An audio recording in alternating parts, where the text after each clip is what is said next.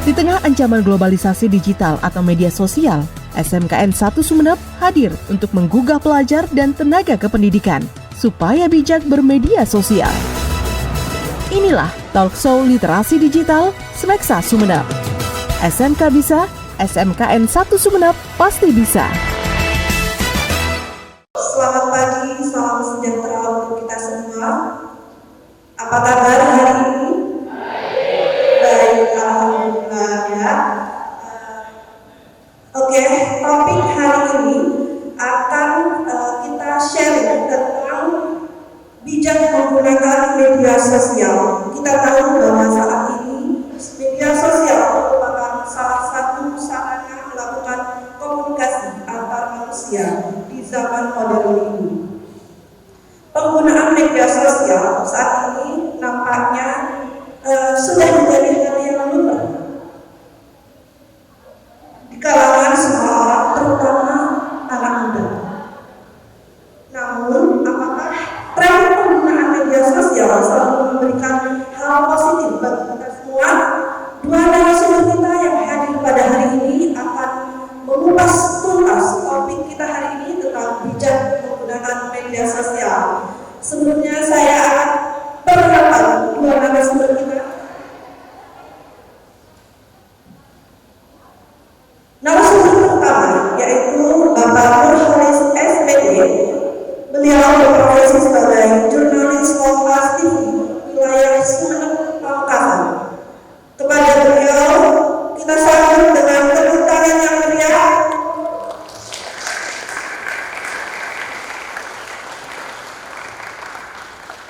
Narasumber kedua adalah Bribka Sunarto SH Bagian ini 3 kita. Kepada beliau kita sambut dengan tepuk tangan. Silakan.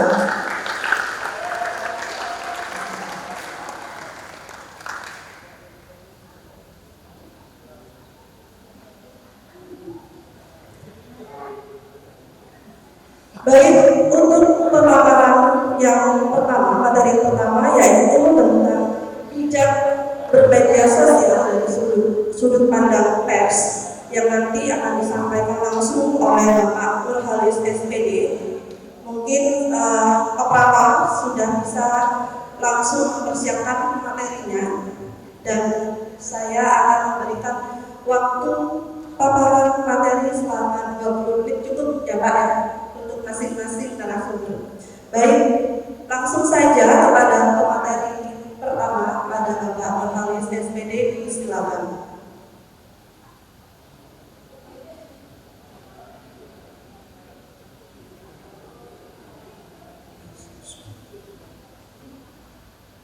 Baik, saya mulai teman-teman. Assalamualaikum warahmatullahi wabarakatuh. Bismillahirrahmanirrahim. Alhamdulillahirabbil alamin. Allahumma shalli ala Muhammad wa ala Yang saya hormati Kepala Sekolah SMKN Negeri SMKN Negeri 1 Sumeneb. Terima kasih Bapak sudah memberikan kesempatan. Kemudian yang saya hormati para waka, kemudian juga wali kelas yang saya banggakan para mahasiswa yang hadir hari ini. Dan kemudian tidak luput juga yang saya sampaikan yang saya hormati kawan-kawan dari Polres Sumeneb. Langsung saja kawan-kawan, jadi saya diberi kesempatan hari ini untuk sharing yang mungkin semi ceramah ya selama 20 menit. Terima kasih waktunya 20 menit. Kalau boleh dulu itu kepanjangan kayaknya sebenarnya, tapi sudah nggak enak diberi waktu. Jadi begini, saya diberi kesempatan untuk sharing hari ini bagaimana kita harus bijaksana menggunakan media sosial. Ini disclaimer aja. Saya hanya akan bercerita pengalaman pribadi yang kebetulan dibuat slide, dibuat PPT-nya, PowerPoint-nya. Mungkin saja pengalaman ini ada yang cocok, ada yang tidak cocok. Jadi saya pribadi merasa perlu bijaksana menggunakan media sosial, perlu terus belajar menggunakan media sosial dengan baik karena pengalaman-pengalaman ini. Ada 4-5 slide yang itu bentuknya kartun, tapi kita coba diskusikan bersama ya. Mohon izin saya berdiri. Bisa bijaksana bermedia sosial. Next. Bisa dilanjut. Nah, ini adalah pengalaman saya. Jadi fase hidup saya mulai dari bayi, anak-anak, dan remaja. Mudah-mudahan kita sepakat, hasil kita sama. Ya, kalau ujung-ujung jadi remaja, mungkin dia alien, mungkin ya Pak ya di sini. Next, ini fase hidup kita. Nah, ternyata dalam fase hidup kita, saya punya keluarga ternyata. Keluarga saya diantaranya ada ayah dan ibu. Saya juga punya adik. Saya panggil dia Sekodet namanya, karena orangnya agak pendek. Saya juga punya kakak, dan saya juga punya kakek dan nenek. Itu keluarga saya. Yang mungkin kawan-kawan siswa hari ini ada yang lebih banyak banget keluarganya, mungkin juga ada yang lebih sedikit. Tetapi intinya kita punya keluarga yang real, nyata. Ya, ini fase hidup saya, mudah-mudahan sama. Ya, oke, next.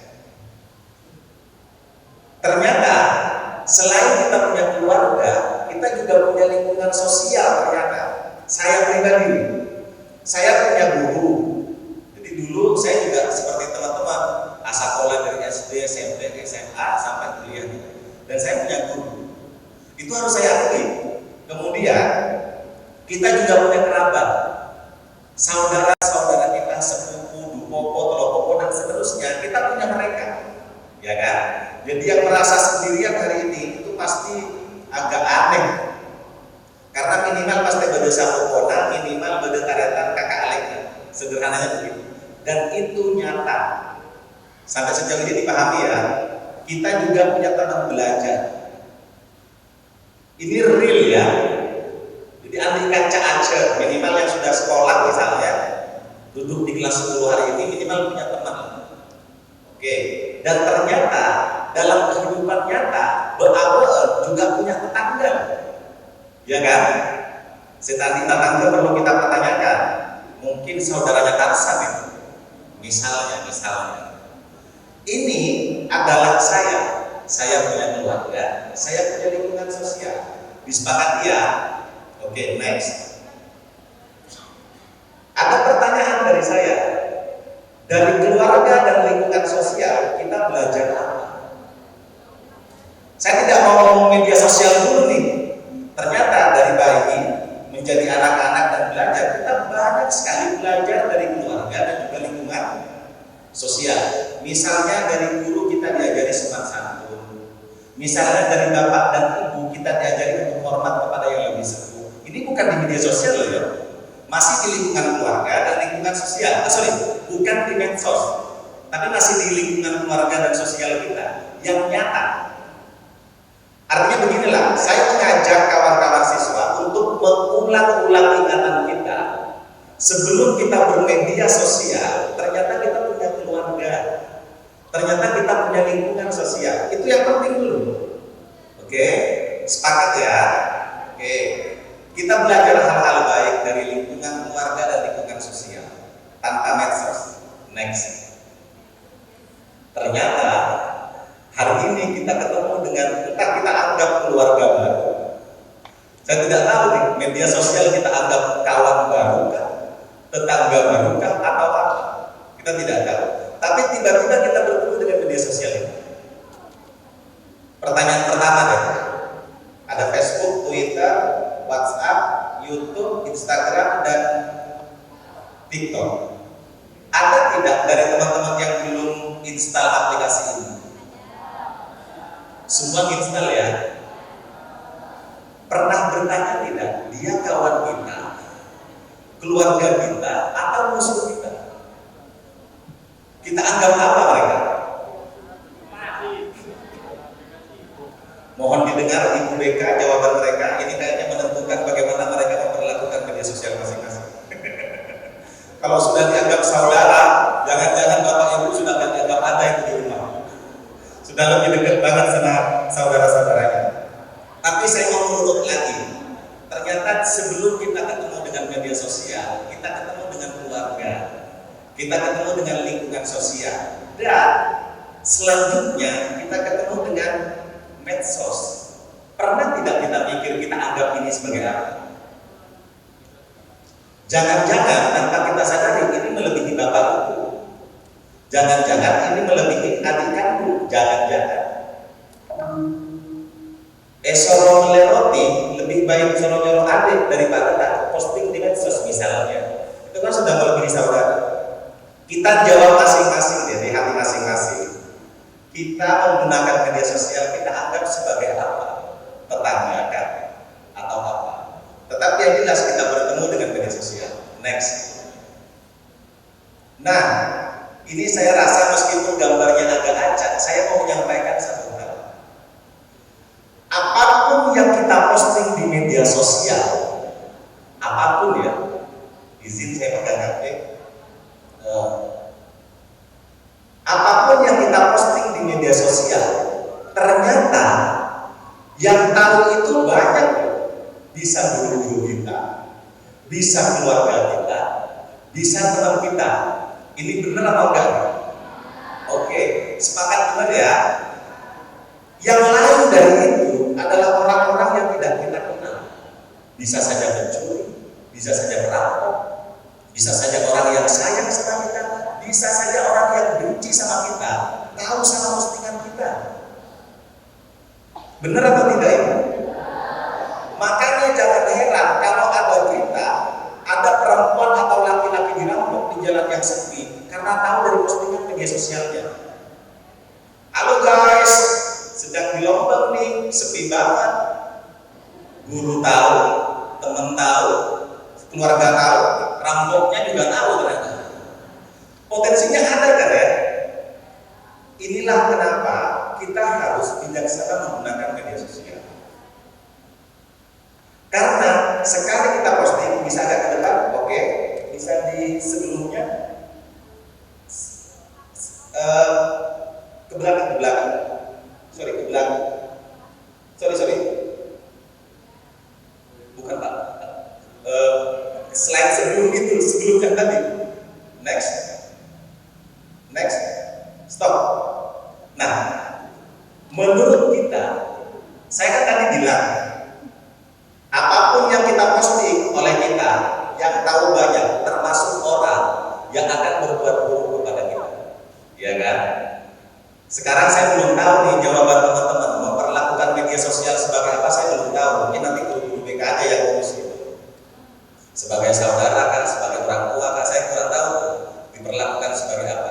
Karena saya rasa semakin dekat media sosial itu diberlakukan, potensi melakukan kekeliruan semakin besar. Misalnya nih, ternyata kita lebih dekat sama media sosial dari bapak dan ibu daripada bapak dan ibu. Potensi gitu. Saya tidak mau mengawang-awang ya, tapi kita mau introspeksi saja nih. Kita introspeksi aja. Karena kenapa? Media sosial sudah jadi aktivitas kita sehari-hari. Harus diakui itu. Nah, kembali ke ini, ternyata ketika kita posting sesuatu di tempat yang tidak kita tahu, potensinya cukup banyak dan akan ada mindset atau cara pikir.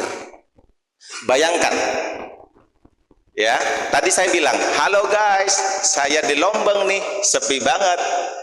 Guru nanya, pukul berapa tuh diposting? Pukul 10 Pak, jam sekolah. Bolos banget ini anak.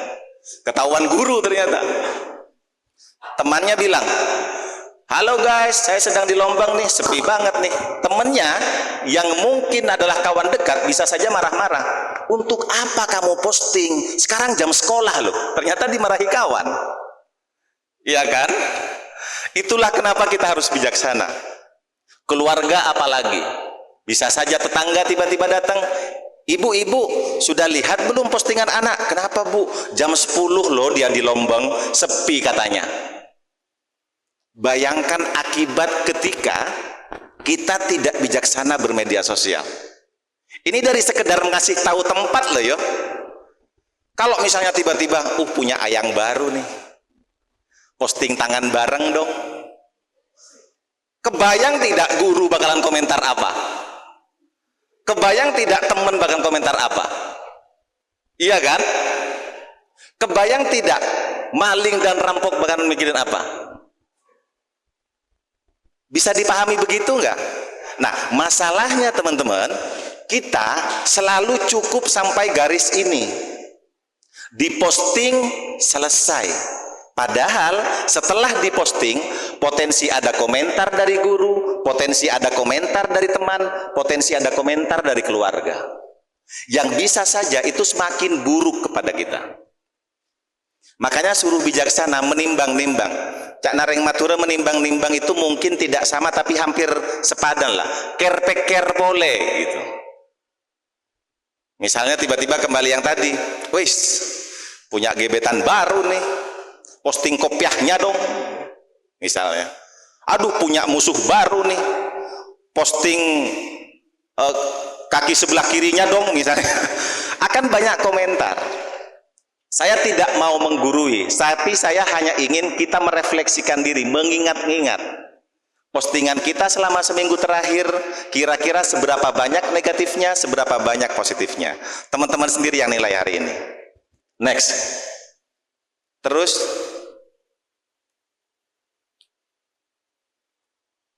ini pengalaman pribadi ya, seperti yang saya bilang di awal, mungkin ada yang cocok, mungkin ada yang enggak tuh. Kalau yang sudah senyum-senyum mungkin kita sama lah pengalamannya ya. Kalau yang belum senyum-senyum mungkin biar nggak ketahuan. Mungkin ya. Nah ternyata di media sosial ada ini nih. Ada filter wajah dan kulit. Kayaknya ya. Kemudian ada pamer harta, ternyata hutangnya banyak. Gitu-gitu tuh. Ini pengalaman pribadi yang kalau misalkan ketawa mungkin pengalaman kita sama. Ya. Ada postingan bijaksana tapi aktivitasnya kurang bijaksana. Kemudian juga ada marah-marah juga di medsos gitu. Yang ternyata realitanya berbeda. Saya tidak minta dijawab setuju Pak, enggak. Saya enggak minta itu. Saya hanya minta kita mengoreksi diri. Bener juga ya. Kayaknya saya sekarang sudah nggak bisa ngandalkan kamera biasa. Harus ngandalkan kamera Instagram nih. Atau jedak-jeduknya TikTok nih. Kalau mau jujur, dulu kata bapak saya, orang berfoto sekedar untuk menyimpan pengalaman. Sekarang orang berfoto untuk mengendorse diri. Bisa dipahami sampai sejauh ini? Ya saya tidak minta iya atau tidak, tetapi kita refleksikan dirilah ya. Next. Nah, ini kalimat yang saya buat, makanya saya bilang cocok nggak cocok, mudah-mudahan cocok. Kalau nggak cocok nggak apa-apa, mudah-mudahan ada yang cocok. Saya pernah bilang begini, yang mudah terhasut dunia maya, bisa jadi hidupnya tidak begitu nyata.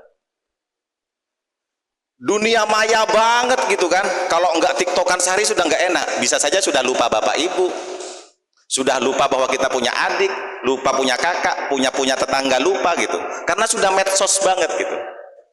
Makanya saya bilang orang yang mudah tersinggung dalam dunia maya bisa saja hidupnya sudah nggak nyata gitu. Dia sudah nggak percaya sama perkataan gurunya, sudah nggak percaya sama perkataan teman baiknya. Yang dia percaya hanya di postingan-postingan medsos misalnya. Mudah-mudahan ini bisa di capture jadikan TikTok lah. Gitu ya. Oke, next.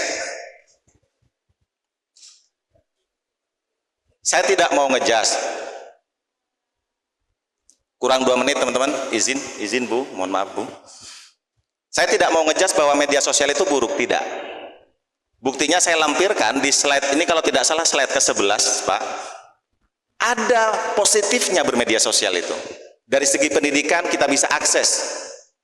Kemudian dari sisi kreativitas kita bisa menyalurkan hobi dan bakat. Banyak sekali misalnya membuat vas bunga di TikTok, saya lihat live-nya. Kemudian juga membuat kostum karnaval di TikTok juga banyak tutorialnya. Sebenarnya yang positif cukup banyak. Dan itu harus kita terima gitu, bahwa itu ada gitu. Kemudian jaringan sosial. Jadi ternyata ketika kita punya media sosial, berpotensi ketemu dengan kawan yang sudah lama berpisah misalnya.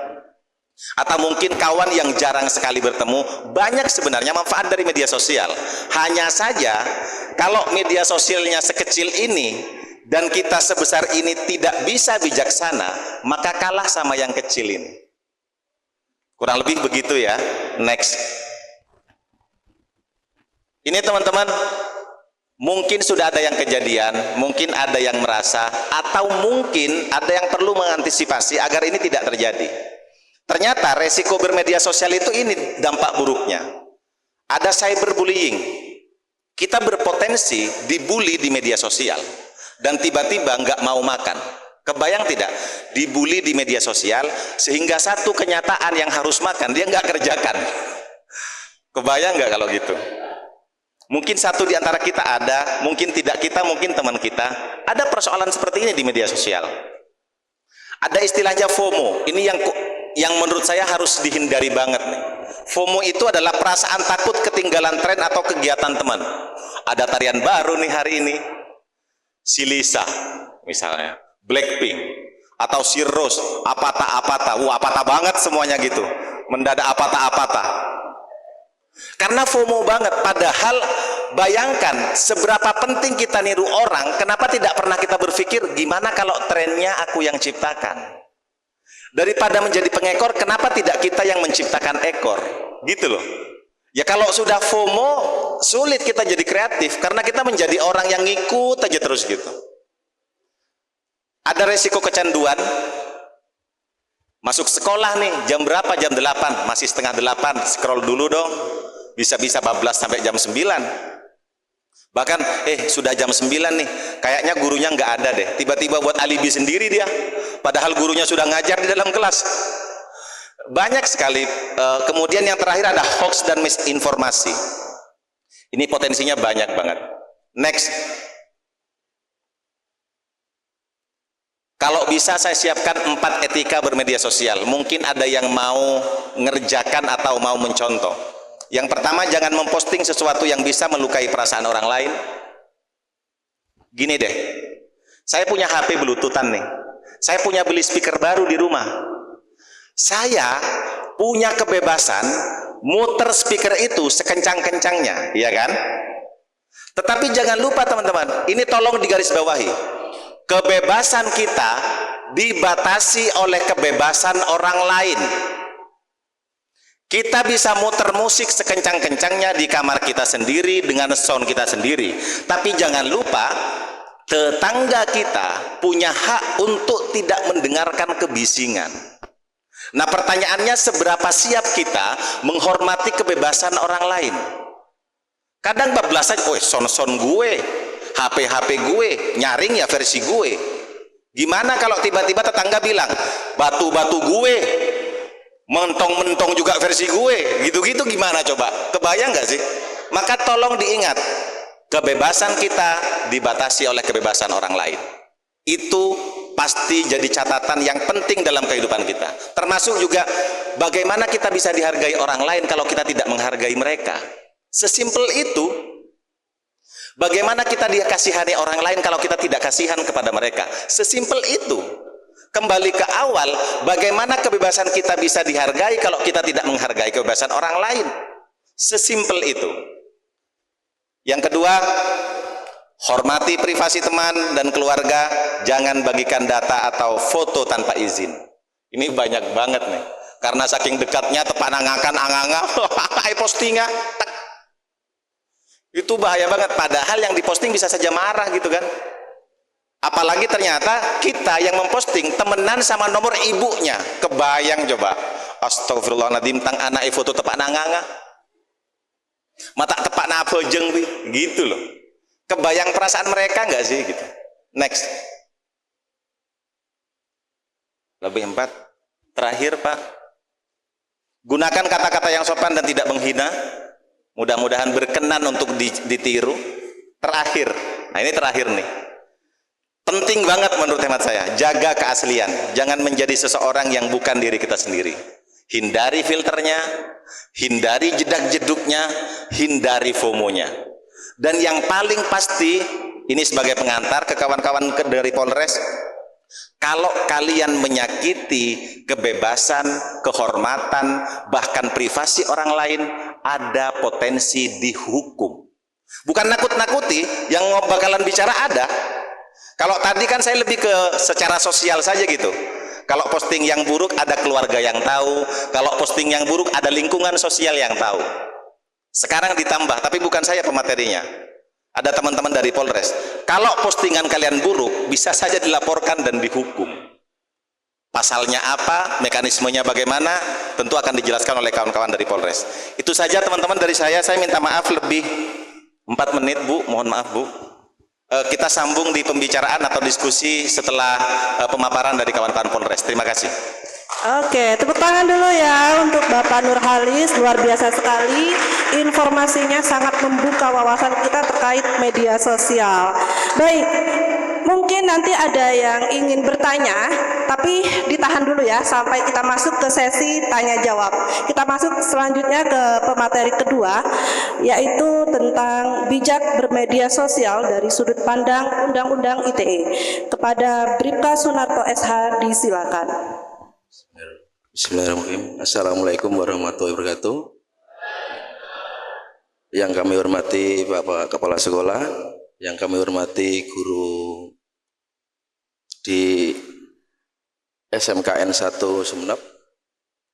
Jadi kami dari Polres Sumeneb yang mewakili terkait dengan apa itu tentang ITE sudah jelas tadi disampaikan sama Bapak Nurhalis, yang mana terkait dengan Undang-Undang ITE itu semua diatur di Undang-Undang Nomor 1 Tahun 2024, yang mana semua mengekspor, mendownload, mengirimkan, mendistribusikan itu semuanya ada diatur di pasal masing-masing, yang mana ada beberapa pasal yang sering terjadi khususnya di Kabupaten Sumeneb. Kami sudah menangani sudah berulang kali terkait dengan penyebaran video asusila yang pertama. Yang kedua terkait dengan adanya judi online yang saat ini marak-maraknya judi online itu. Dan kemudian ada pencemaran nama baik yang sekarang ini sudah sebagai tiap hari itu sudah ada untuk kejadian pencemaran nama baik itu. Kemudian terkait dengan tadi pengancaman atau pemerasan juga sering terjadi. Banyak contoh ada yang menggunakan Facebook, yang mana di situ mungkin dengan pacaran melalui medsos, kemudian disitulah diajak, mohon maaf, untuk melakukan adegan-adegan yang contohnya dengan video seks dan lain sebagainya. Terkadang itu juga nantinya akan sebagai objek pemerasan. Apabila nanti tidak memberikan uang, kemudian akan disebarkan seperti itu. Dan banyak beberapa kasus juga terkait dengan ujaran kebencian. Ini juga sangat sering terjadi juga.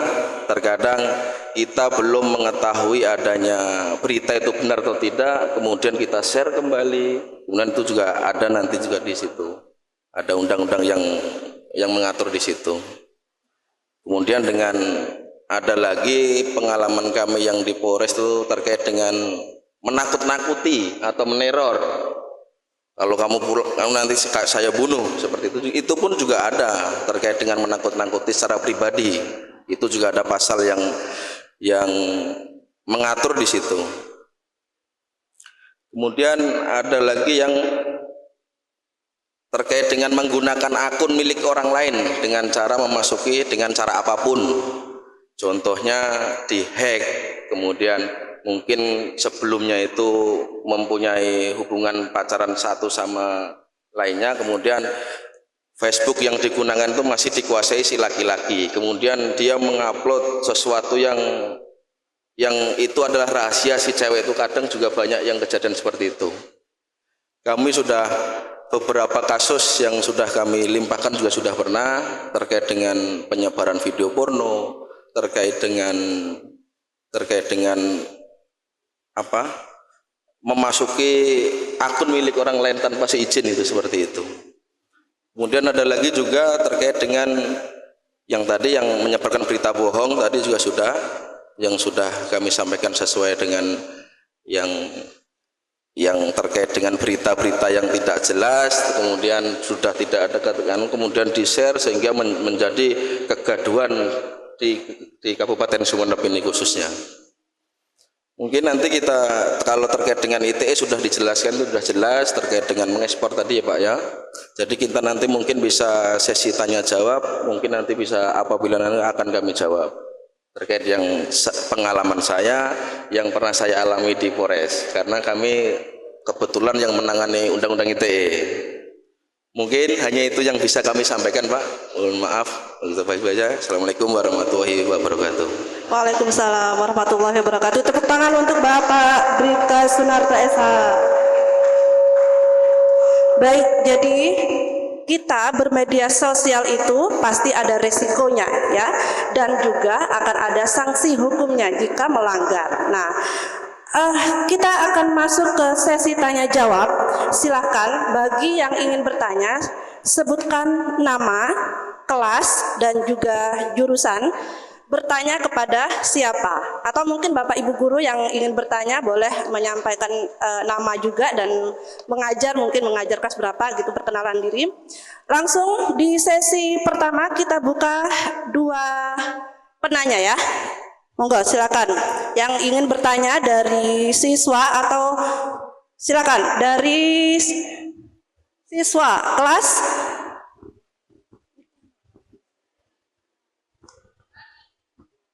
Bentar ya Ibu, dari siswa dulu ya, sebentar ya. Assalamualaikum warahmatullahi wabarakatuh. Sebelumnya perkenalkan, nama saya Ahmad Zaki Barami dari kelas 10 RPL 2, delegasi dari OSIS. Saya di sini ingin bertanya 2 pertanyaan, satu untuk narasumber kedua dan satunya untuk narasumber pertama. Berawal dari pertanyaan kepada narasumber kedua, bagaimana Anda melihat perkembangan algoritma media sosial yang semakin mengarahkan pengguna pada konten serupa, yakni konten negatif, yang secara jelas dalam UU ITE sudah ada larangan konten negatif? Apakah ini membantu atau malah membuat pengguna terjebak dalam echo chamber? Untuk pertanyaan bagi narasumber pertama, menurut Anda, apakah intensitas atau frekuensi unggahan bisa mempengaruhi persepsi orang lain tentang kepribadian kita? Apakah ini adil atau justru salah kaprah? Baik, itu saja pertanyaan saya. Terima kasih. Tepuk tangan untuk penanya pertama kita. Lanjut di penanya kedua dari siswa atau guru? Siswa? Oh, ini ada Ibu Novi, silakan Bu Novi.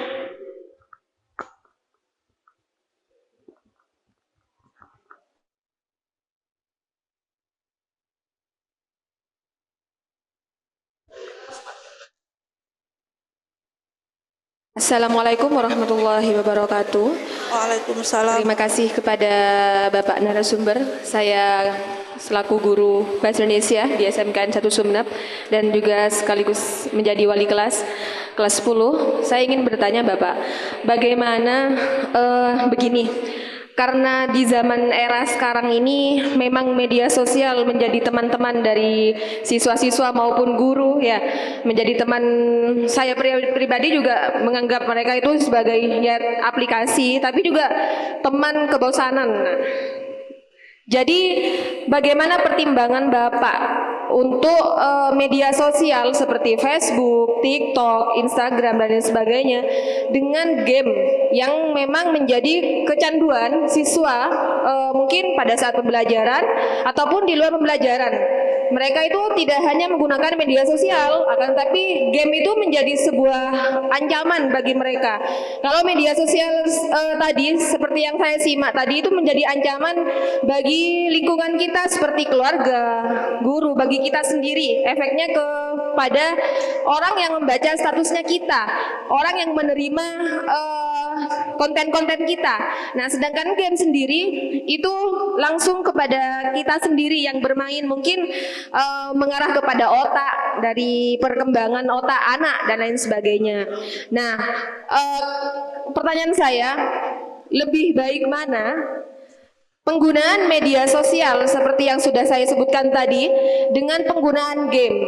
Jika memang tidak sama-sama baik, Bapak, minta solusinya bagaimana untuk menghadapi era zaman sekarang ini. Terima kasih.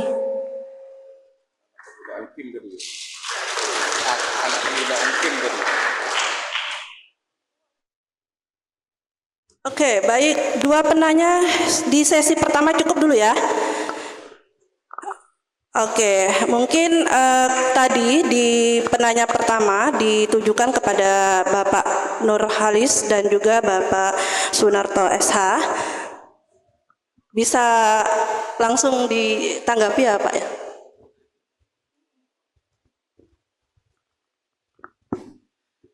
Baik, kami akan jelaskan terkait dengan pertanyaan Masnya tadi, terkait dengan berita negatif ya Mas ya, yang saat ini sering terjadi. Untuk terkait dengan berita negatif, kami untuk upayanya kami langsung melaporkan ke Cyberpolda. Jadi Cyberpolda itu nanti akan melakukan takedown terkait akun itu. Jadi terkait berita-berita yang sekiranya itu mengandung unsur negatif, terus kemudian terkait ujaran kebencian, itu nanti dari tim Cyberpolda akan melakukan takedown terkait dengan akun tersebut. Jadi upaya kami. Jadi untuk Polres Sumeneb kami belum memiliki alat, yaitu belum ada.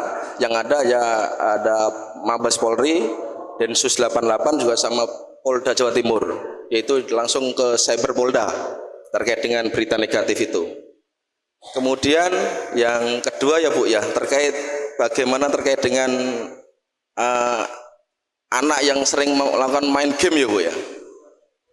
Nah, ini kami juga terkadang anak saya pun juga susah itu dikasih tahu gitu. Jadi kami juga untuk upaya terkait game itu memang betul dampaknya memang besar. Kami pun juga menyadari bahwa dampak terkadang anak saya sendiri pun juga mentalnya kadang tuh terganggu Bu. Jadi kadang tuh berani kepada orang tua, kadang membentak, kadang tidak sabar seperti itu. Jadi kami pun juga untuk mengantisipasi itu pun kepada anak saya dulu khususnya ya Bu ya, kami memberikan pemahaman, kamu jangan gini nak, gini jangan gini, seperti itu. Dan yang pertama terkait dengan orang tua khususnya harus sering-sering mengawasi terkait dengan anak yang menggunakan media sosial. Jadi terkait dengan antisipasi kita selaku penegak hukum, kami pun juga akan melakukan koordinasi dengan Cyberpolda itu Bu, terkait dengan mungkin game mana yang perlu dilakukan takedown terkait dengan akun-akun game tersebut. Mungkin hanya itu yang bisa kami sampaikan, monggo. Terima kasih. Wassalamualaikum warahmatullahi wabarakatuh.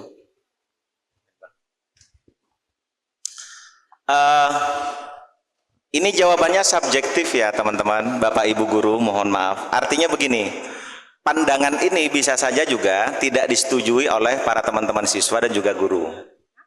Tetapi namanya pandangan, siapa tahu nanti ada yang cocok. Sekali lagi begitu. Saya mau menjawab begini, Pak, kalau misalnya ada orang yang sering posting itu apakah positif atau tidak? Ada orang yang memang suka memposting hampir setiap hari. Pagi makan rujak, bangun tidur dia posting, ketemu teman dia posting, sedang belajar dia posting, untuk mengaktualisasi diri. Kalau misalnya batasannya sekedar aktualisasi diri untuk validasi bahwa saya tidak mati, tapi hidup dengan aktivitas makan rujak, tidur, ketemu teman dan belajar, mungkin sebatas itu masih sah-sah saja. Tetapi ternyata ketika postingan itu kemudian menghadirkan rasa kecanduan, kalau tidak posting sehari kemudian kita merasa sudah salah sekali sama dunia gitu. Nah, kecanduan-kecanduan seperti itu sebenarnya yang kita khawatirkan. Karena kadang begini, orang candu jadi tidak perlu berpikir sebaik apa dan seburuk apa postingan saya, karena sudah candu. Jadi kalau misalnya ditanya apakah boleh posting setiap hari, boleh. Kalau misalnya untuk ngabari, saya sedang ketemu teman yang sedang sakit, keesokan harinya saya sedang jogging, is okay. Tetapi kalau misalnya setiap hari harus selalu posting 10 dan ternyata karena kehabisan materi posting tiba-tiba kawannya dijadikan objek misalnya, itu kan berbahayanya ke UU ITE-nya tadi gitu. Jadi sebatas memposting karena itu adalah fasilitas dari media sosial kita hari ini, is okay. Tetapi jika kemudian sampai menimbulkan kecanduan, yang kecanduan itu ternyata arahnya kepada hal yang negatif, bahkan mungkin ada unsur pidananya atau ada unsur hukumnya, itu yang harus kita hindari. Nah, kan tinggal kita menimbang-nimbang nih sekarang nih.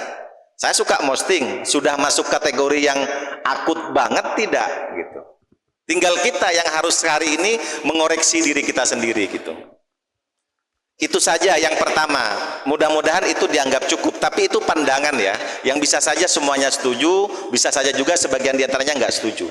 Nah, kalau pertanyaan yang kedua, ketika ternyata gaming dengan media sosial sama-sama punya dampak negatif, minimal kecanduan misalnya, yang bisa saya usulkan begini,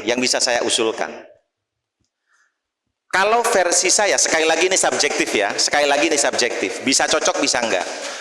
Memposting itu bukan sesuatu yang keliru, main game juga bukan sesuatu yang keliru.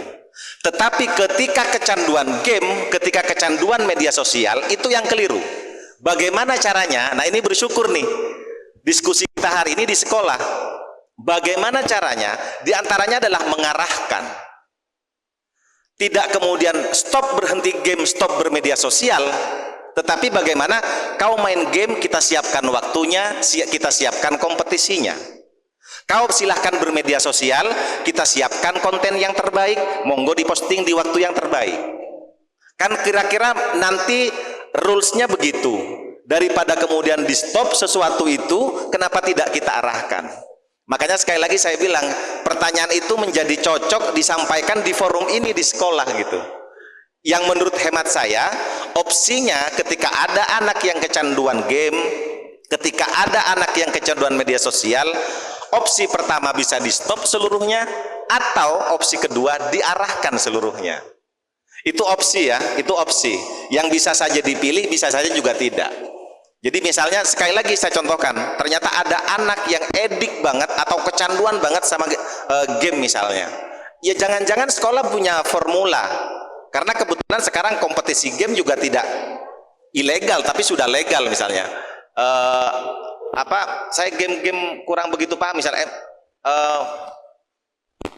ML itu apa singkatan? Mobile Legend, kemudian Free Fire, itu kan kompetisinya sudah ada gitu, bahkan tingkat dunia gitu. Nah, mungkin ada anak SMK yang ngotot banget main itu, kecanduan sampai lupa belajar. Nah, pertanyaannya opsinya dua, kita stop atau kita arahkan. Jawabannya bahwa tingkat kecanduan itu tinggal dipilih, kecanduan itu mau kita putus sekaligus atau mau kita arahkan. Maka saya rasa pilihan itu tidak disiapkan dan dipilih oleh siswa, tapi harus dipaksakan oleh pihak sekolah.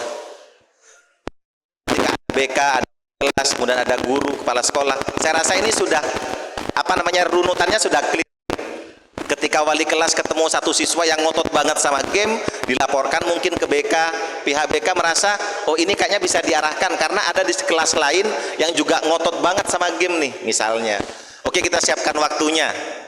Ternyata mereka mainnya bagus banget. Oh, oke, ini kayaknya ada kompetisi nih karena jejaring media sosial kita bagus, ada kompetisi kita ikutkan. Bisa saja ke arah itu. Tapi sekali lagi, ini opsi. Bisa dipilih, bisa tidak. Mohon maaf panjang Ibu, tapi mudah-mudahan dimengerti. Terima kasih. Baik, luar biasa sekali jawaban dari para narasumber kita. Artinya sesuatu yang berlebihan sehingga menyebabkan itu tidak baik ya. Salah satu yang disarankan adalah stop atau diarahkan. Nah, kita sebagai warga atau masyarakat mungkin bisa saling mensupport untuk tidak lagi kecanduan game ataupun media sosial dengan yang sudah dijelaskan para narasumber kita. Baik, yang berikutnya mungkin di sesi kedua akan dibuka untuk masih ada yang ingin bertanya. Monggo silakan, dua penanya lagi. Dua penanya, silakan dari Putri. Siswa, ada yang ingin bertanya? Oke, baik Pak. Ini pertanyaan dari perwakilan guru-guru saya kumpulkan. Jadi saya ingin menyampaikan langsung ke Bapak gitu ya Pak.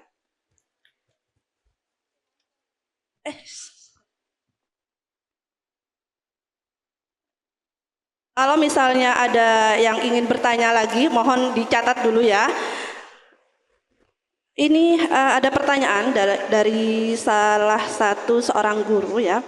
Jika seorang siswa melakukan suatu pelanggaran di sekolah, bolehkah siswa lain merekam hal tersebut untuk dijadikan bukti dan diberikan kepada guru, gitu Pak.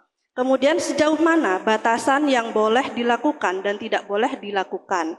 Artinya ketika video itu diviralkan, sanksi hukumnya bagaimana? Sanksi sosialnya mungkin dari kita bagaimana gitu. Mohon jawaban dari para narasumber. Dimulai dari Pak Nurholis boleh?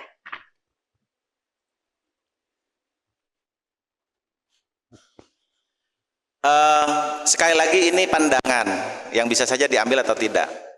Semua orang sekali lagi berhak merekam, tetapi objek itu siap direkam atau tidak. Sesimpel itu sebenarnya yang pertama. Jadi ingin saya ulang bahwa kebebasan kita dibatasi oleh kebebasan orang lain. Itu saja kuncinya, bermedia sosial.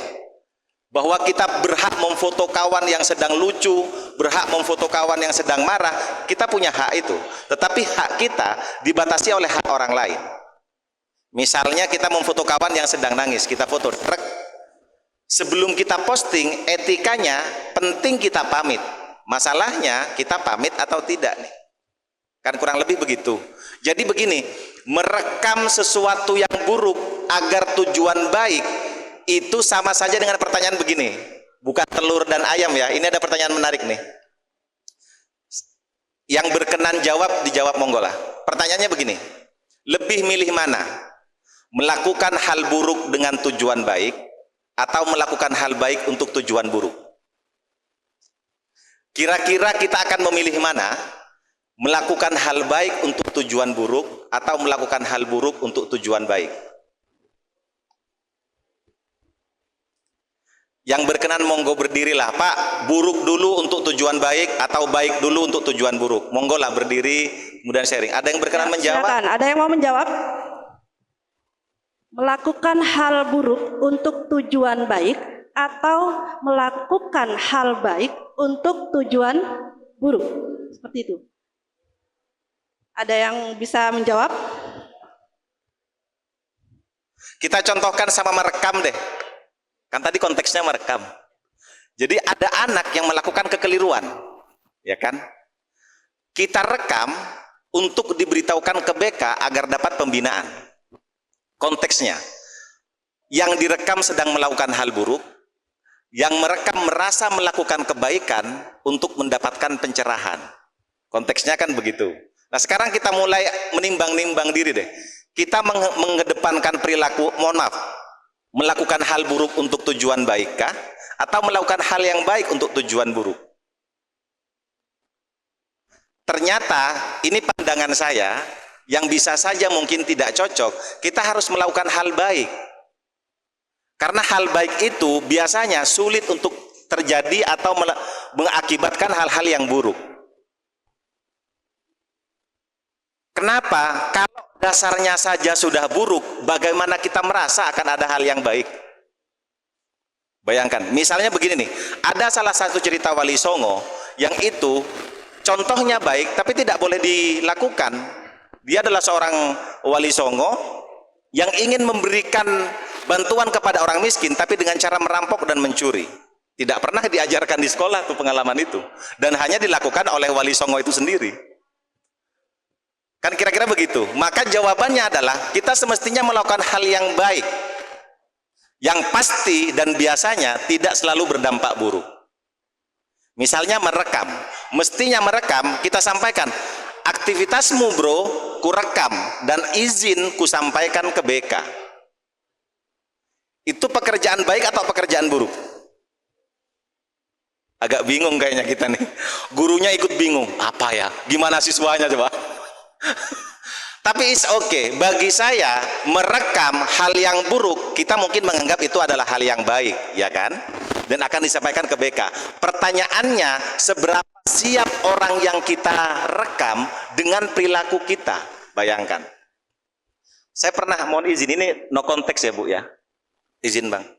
Saya pernah ditanya begini, saya kan bukan wartawan ya, jadi saya kan jurnalis gitu. Ditanya Pak Kepala Sekolah, Mas Nur, apa hukumnya menyampaikan aib orang? Wartawan ini kan menyampaikan aib orang. Saya terkejut Pak dengan pertanyaan itu. Saya contohkan ya Mas, ada seorang pencuri, kemudian digebuki oleh warga dan sampean beritakan. Pada saat itu saya terkejut dengan pertanyaan itu. Kemudian lambat laun saya mencoba membalik logikanya. Berarti kan Anda menyebarkan keburukan orang lain gitu. Bagaimana Bu kalau kita balik analoginya? Begini deh. Pencuri yang diinformasikan kepada halayak ramai, ini disebut tadi sanksi sosial. Menurut saya setuju dengan sanksi sosial untuk disebar. Karena kenapa? Niatnya bukan mau menyebarkan aib, tetapi niatnya untuk memberikan pelajaran bahwa ketika aib seperti ini yang kamu lakukan berpotensi buruk di lingkungannya. Kan kira-kira begitu.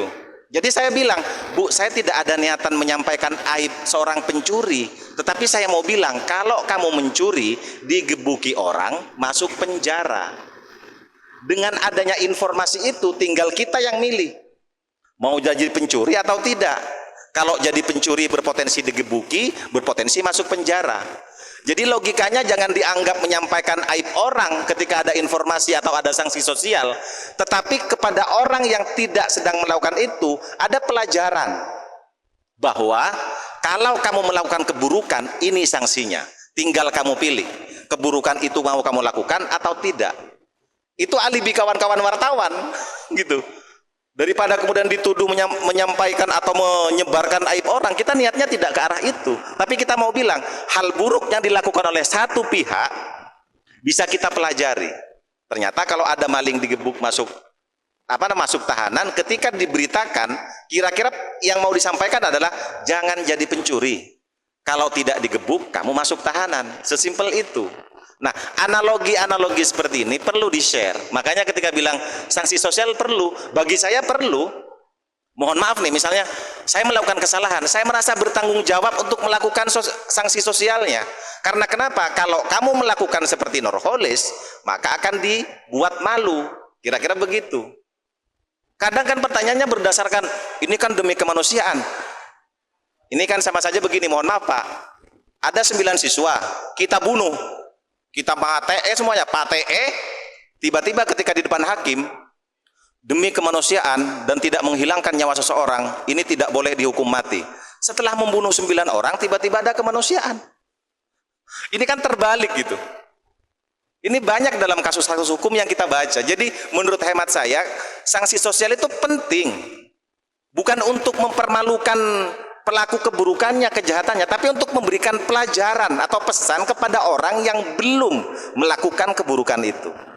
Nah, mindset itu yang menurut hemat saya perlu dipelihara, tinggal dipilih gitu. Kita mau pakai cara pandang yang mana? Apakah saya dianggap sebagai orang yang menyebarkan aib, atau jangan-jangan orang yang mengajarkan kalau melakukan hal buruk, aibmu akan ketahuan. Kira-kira begitu. Mohon maaf agak panjang ya, tapi agak emosional juga akhirnya untuk menjelaskan itu gitu. Terima kasih. Ya, berarti maksud baik tidak selalu menghasilkan sesuatu yang baik gitu ya Pak. Harus kita pikirkan lebih dulu kalau mau posting. Oke, dari Bapak Bribka Sunarto mungkin ada informasi yang ingin disampaikan. Jadi kami pertegas lagi itu terkait dengan ngerekam itu ngerekam objek apa Ibu? Contohnya seperti apa? Apakah apa seperti itu? Kadang kan kadang kita itu siswa ya. Misalnya contoh kecilnya, contoh kecil. Ada siswa yang naik ke atas meja, urakan, iseng temannya mau video lalu disebarkan. Contoh kecilnya, entah itu nanti akan merempet ke kasus yang lain, mungkin beda lagi. Oh, seperti itu.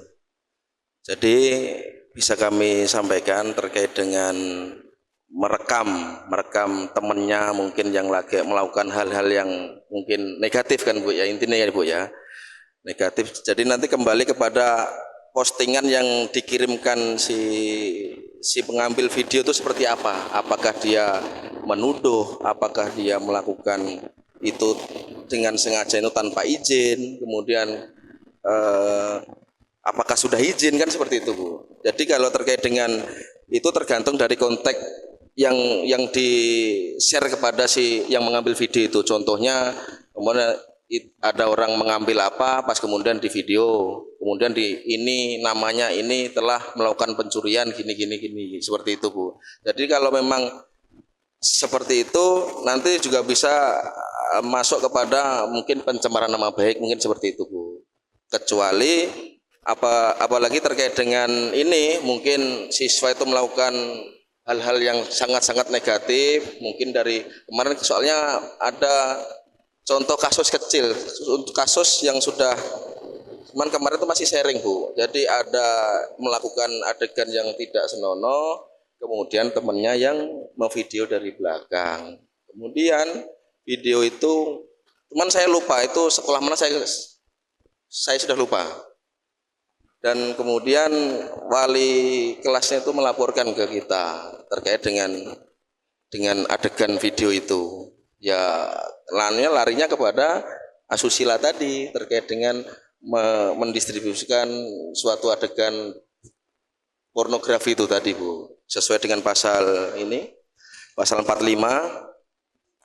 Jadi mentransmisikan, membuat aksesnya informasi dokumen yang memiliki muatan melanggar kesusilaan dengan ancaman hukuman 6 tahun.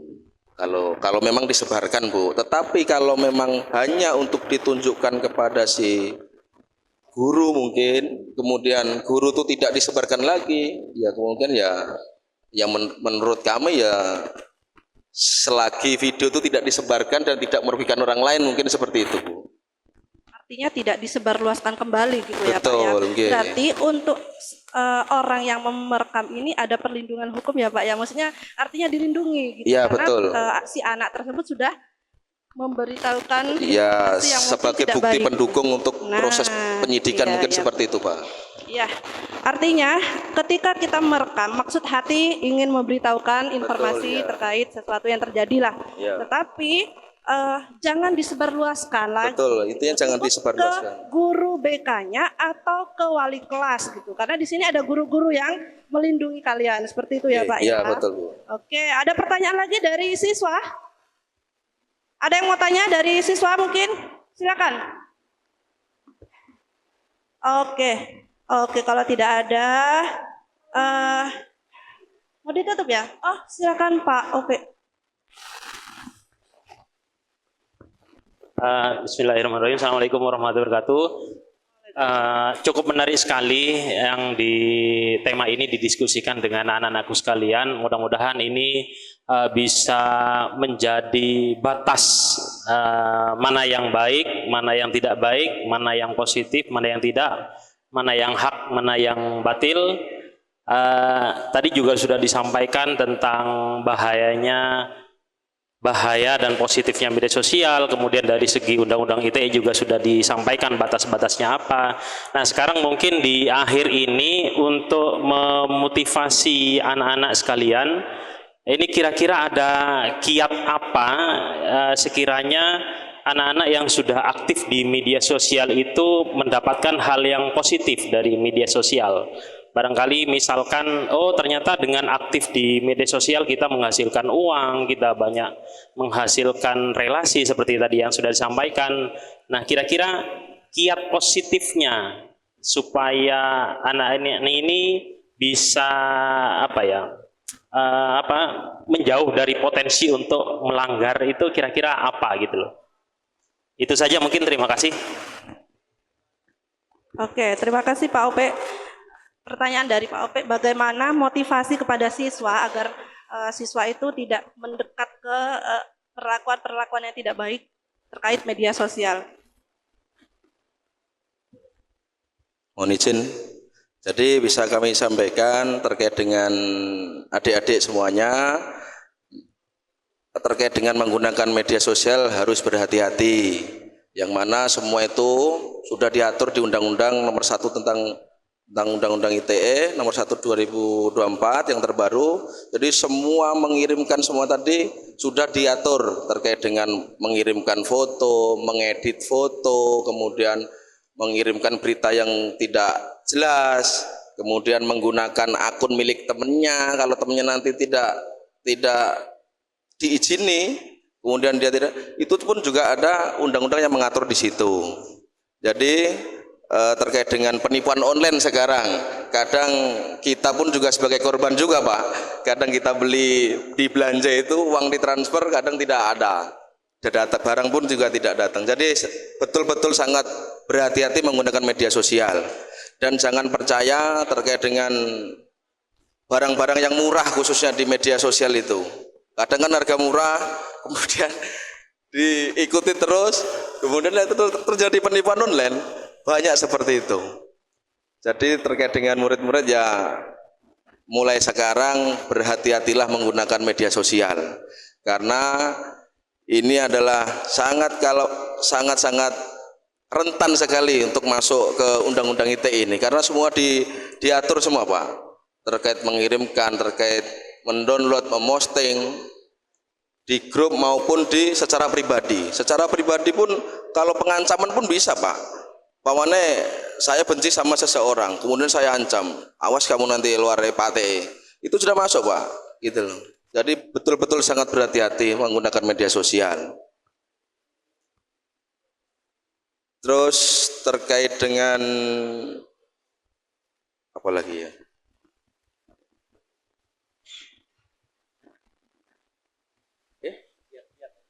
Ya gimana?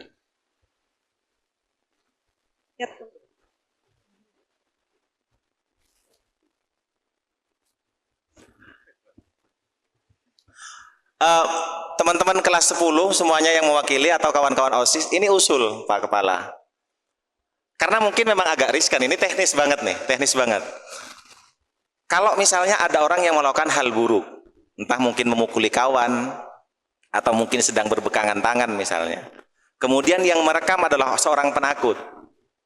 Yang merekam kejadian buruk itu adalah orang penakut. Kadang ini kan yang dikhawatirkan kan, bagaimana membuat penanganannya gitu. Jadi sudah ada video yang terekam dari sebuah perilaku yang kurang baik misalnya.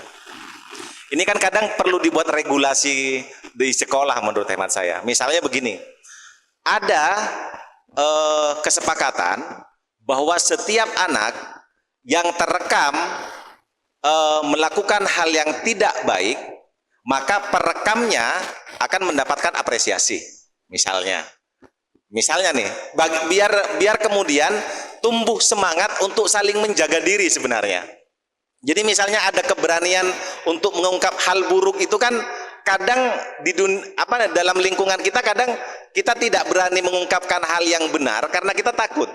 Nah, tetapi ketika sekolah membuat regulasinya semacam apresiasi atau mungkin dukungan kepada para pihak, terutama misalkan kawan-kawan siswa, untuk berani mengungkap hal yang tidak baik itu demi nama baik sekolah atau lembaga, itu kan mungkin penting dibuat regulasinya sehingga mereka merasa tenang gitu, sehingga siswa merasa tenang. Mungkin juga bisa di guru gitu, rekam tuh senior guru melakukan hal yang tidak baik, nggak enak nanti malah aku yang disalahkan. Nah, memberikan jaminan kepada perekam ini menurut hemat saya penting dibuat regulasinya gitu. Karena menurut hemat saya ketika orang yang berniat baik mendapatkan fasilitas keberanian dari lembaga yang menaunginya, itu akan menjadi getok tular gitu. Jadi yang berani untuk melakukan hal yang baik itu menjadi tidak takut lagi.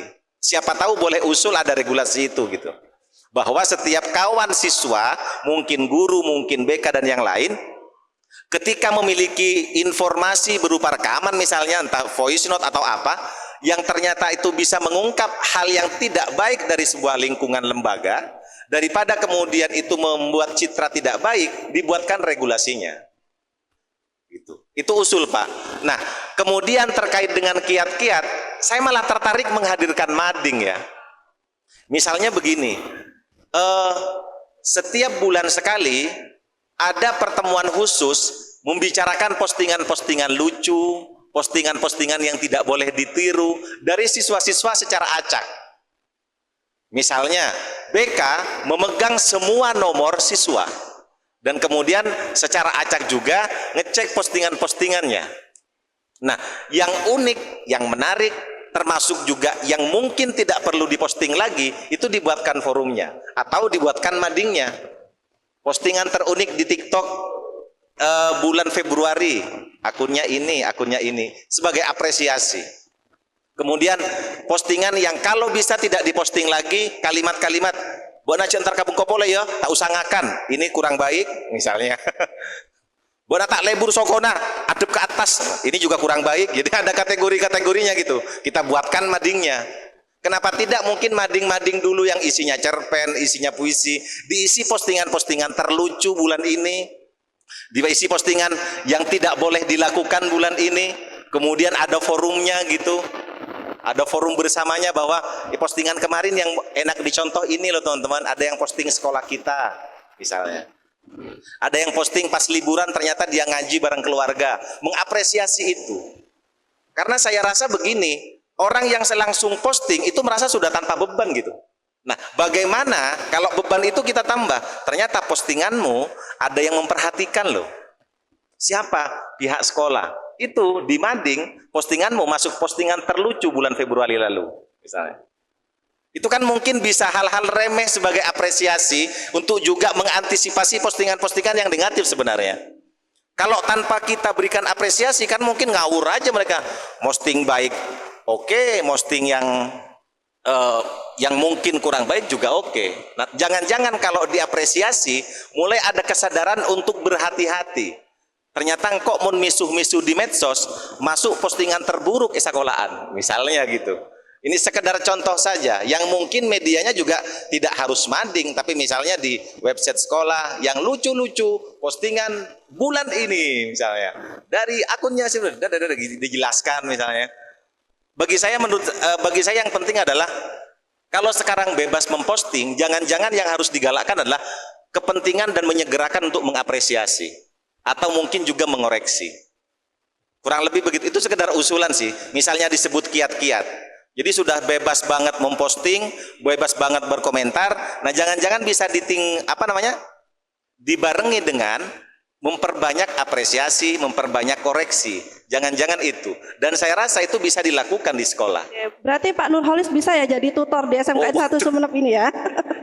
Ini sekedar enggak, ini sekedar usul Bu. Jadi anak sekarang sudah bebas banget memposting, bebas banget berkomentar. Nah, bisa tidak sekolah kemudian juga dengan segera, dengan berkala memberikan apresiasi kepada postingan-postingan yang baik, memberikan koreksi kepada postingan-postingan yang kurang baik. Saya rasa itu bagian dari pendidikan non meja gitu menurut hemat saya. Siapa tahu bisa dikerjakan gitu, bareng-bareng misalnya. Misalnya wali kelas diminta untuk memonitor postingan siswanya, kemudian nanti dari pihak BK membuat kategorinya. Oh, kategori bulan ini yang terlucu, yang terbaik, yang tidak boleh diulang lagi. Pihak sekolah kemudian mengcapture, dibuat pihak BK nanti menyiapkan, ditaruh di mading misalnya. Ini sudah sangat teknis sekali. Tetapi spiritnya adalah banjirnya semangat untuk memposting, jangan-jangan sekolah bisa mengimbangi dengan semangat mengapresiasi dan mengoreksi. Itu sih garis besarnya. Terima kasih Bu. Terima kasih, luar biasa sekali trik-trik dari Pak Nurholis ya. Bagaimana kita nantinya menjadi bijak, benar-benar bijak bermedia sosial. Oke, kesimpulan hari ini pada materi kita yaitu kita boleh punya tujuan baik, artinya ingin membantu, menginformasikan sesuatu, tapi paling tidak kita harus menggunakan akal dan pikiran kita baik buruknya ya. Di sekolah kita ini ada guru yang bisa membantu kalian dalam bersosial, artinya untuk nge-share informasi-informasi yang sekiranya bisa membantu sekolah gitu. Oke, sekali lagi sebelum mengakhiri, boleh dong tepuk tangan untuk kedua narasumber kita hari ini. Bagaimana? Apakah talkshow literasi digital hari ini luar biasa?